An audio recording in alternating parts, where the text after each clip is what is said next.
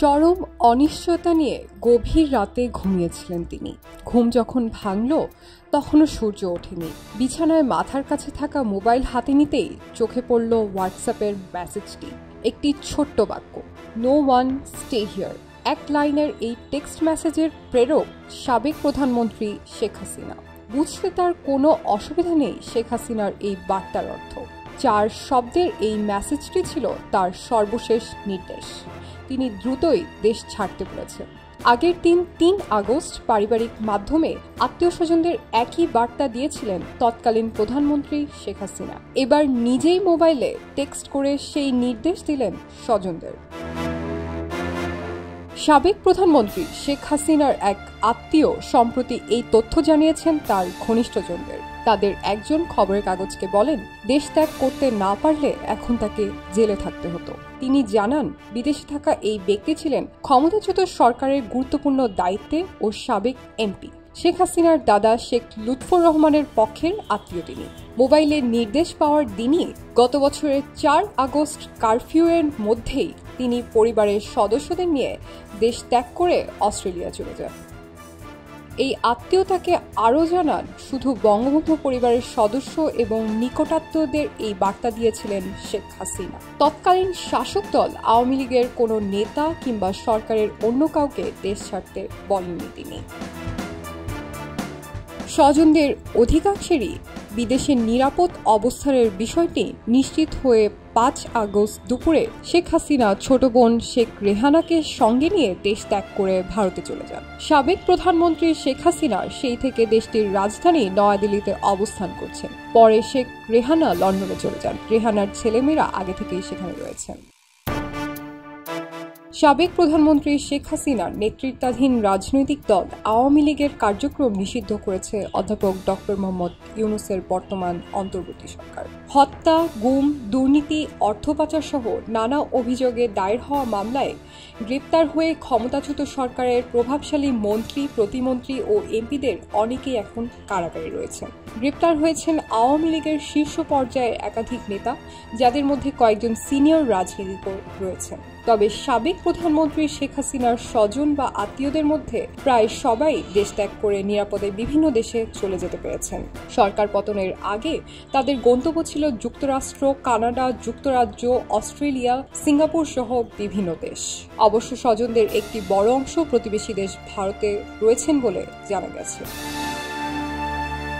এখন পর্যন্ত বঙ্গবন্ধু পরিবারের একজন সদস্যের গ্রেপ্তারের তথ্য পাওয়া গেছে। তার নাম সেরনিয়াবাদ মঈনুদ্দিন আবদুল্লাহ। তিনি শেখ হাসিনার ফুফাতো ভাই সাবেক চিফ হুইপ আব্দুল হাসনাত আবদুল্লার ছেলে। গত বছরের অক্টোবরে তিনি গ্রেপ্তার হন। মঈন আবদুল্লার সঙ্গে বর্তমান অন্তর্বর্তী সরকারের প্রয়াত উপদেষ্টা হাসান আরিফের পারিবারিক ঘনিষ্ঠতা ছিল বলে জানা গেছে। বরিশালে মঈন আবদুল্লার ঘনিষ্ঠজনেরা জানিয়েছেন, উপদেষ্টা হাসান আরিফের পরিবারের ঘনিষ্ঠ হওয়ায় তিনি গ্রেপ্তার হবেন না বলে ধারণা করেছিলেন। অস্ট্রেলিয়ায় অবস্থানকারী বঙ্গবন্ধু পরিবারের ওই সদস্য জানান, সাবেক প্রধানমন্ত্রী শেখ হাসিনা 3 আগস্ট বিকালেই বুঝতে পারেন তার সরকার আর টিকছে না। নিজের বংশের কয়েকজন সিনিয়র সদস্যের কাছে সেই আশঙ্কাই প্রকাশ করেছিলেন তিনি। তাদের বলেন, পরিস্থিতি ভালো নয়, জীবন বাঁচাতে সবাইকে দেশ ছাড়তে হবে। এই নির্দেশ বংশের সবাইকে জানিয়ে দিন। শেখ হাসিনার এই নির্দেশ পাওয়ার পর 3 আগস্ট থেকে এক এক করে আত্মীয় স্বজনরা দেশ ছাড়তে শুরু করেন। সাবেক এই এমপি দাবি করেন, ঢাকা দক্ষিণ সিটি কর্পোরেশনের তৎকালীন মেয়র ব্যারিস্টার শেখ ফজলে নূর তাপস সরকার পতনের 2 দিন আগে 3 আগস্ট সিঙ্গাপুর থেকে দেশে ফেরেন। ঢাকা বিমানবন্দরে থাকতেই তাপসকে শেখ হাসিনার মৌখিক নির্দেশ অবহিত করা হয়। এরপর ফজলে নূর তাপস বিমানবন্দর থেকেই সিঙ্গাপুরে ফিরে যান। আওয়ামী লীগ সরকারের পতনের 2 দিন আগে 3 আগস্ট নিরাপত্তা বিষয়ক জাতীয় কমিটির সঙ্গে একটি গুরুত্বপূর্ণ বৈঠক করেছিলেন শেখ হাসিনা। এই কমিটির বৈঠকে সেদিন 3 বাহিনীর প্রধানরাও ছিলেন। ওই দিন তাদের সঙ্গে আলাদাভাবে কথা বলেন তৎকালীন প্রধানমন্ত্রী।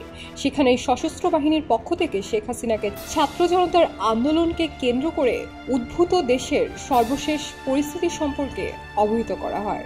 সেই সঙ্গে পরোক্ষভাবে তাদের পদত্যাগের অনুরোধ করে বলা হয় সেনা সদস্যরা জনগণের বিরুদ্ধে গিয়ে কাজ করতে পারবেন না। এদিকে পুলিশের ওপর ভরসা থাকলেও শেখ হাসিনা নিশ্চিত হন ছাত্রদের আন্দোলন দমন করা এখন সম্ভব নয়। তার নেতৃত্বাধীন সরকার আর টিকতে পারছে না। এরপর নিজের বংশের লোকজন এবং নিকটাত্মীয়দের দেশ ছাড়তে মোবাইলে মেসেজ পাঠান তিনি। দেশ ছাড়ার পর সাবেক প্রধানমন্ত্রী শেখ হাসিনার সঙ্গে কথা বলে তখনকার পরিস্থিতি সম্পর্কে আরও বিস্তারিত জানেন বলে স্বীকার করেন অস্ট্রেলিয়ায় অবস্থানকারী তার নিকটাত্মীয় আওয়ামী লীগের সাবেক এই এমপি। তার মতে শেখ হাসিনা ৭৫-এর ১৫ আগস্ট এবং তখনকার পরবর্তী পরিস্থিতির পুনরাবৃত্তির আশঙ্কা করেছিলেন। এ কারণেই জীবন বাঁচাতে আত্মীয় স্বজনদের ওই মেসেজ পাঠিয়ে দ্রুত দেশ ছাড়তে বলেন তিনি। টেক্সট রিপোর্ট, খবরের কাগজ। খবরের কাগজ, নিখাত, নির্ভীক, নিরপেক্ষ।